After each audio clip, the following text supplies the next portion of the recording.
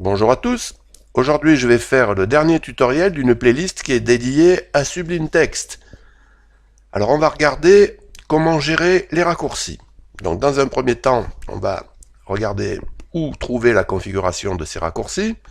Dans un deuxième temps, on va regarder le squelette qu'il faut mettre en place pour écrire un raccourci, c'est-à-dire pour associer une combinaison de touches clavier à une commande Sublime Text.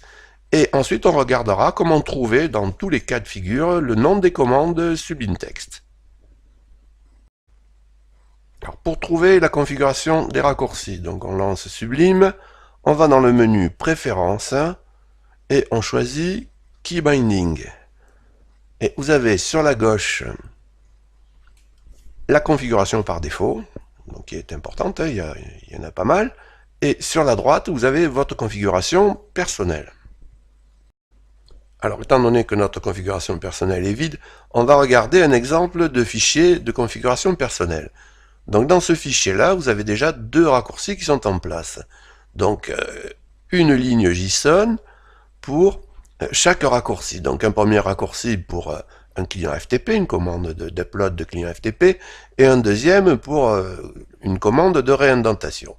Si vous voulez ajouter un raccourci, il vous faut mettre une virgule ici, et un squelette JSON, que vous voyez là, où on associe une key, qu'on va placer ici, donc une combinaison de touches qu'on va placer ici, à une commande Sublime Text qu'on va placer à cet endroit-là.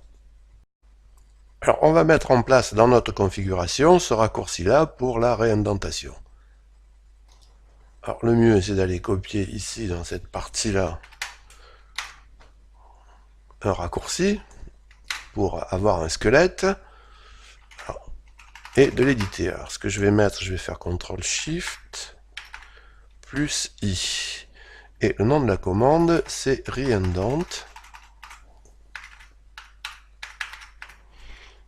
Et je sauvegarde. Donc là c'est déjà fait, c'est très rapide, hein.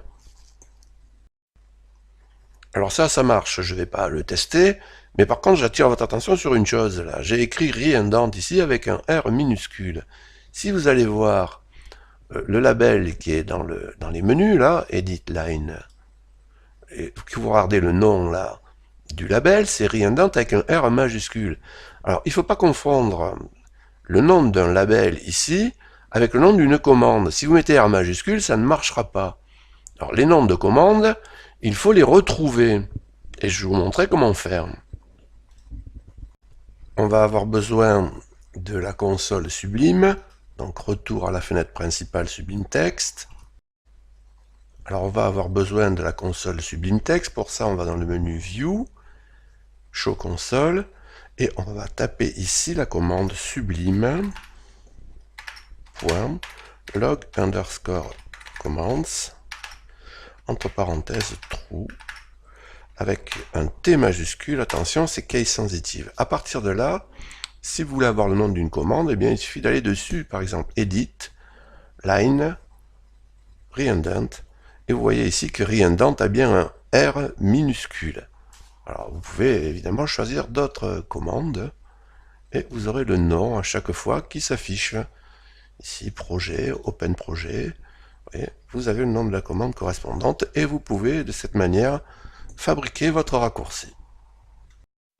Ensuite, pour finir, n'oubliez pas de ici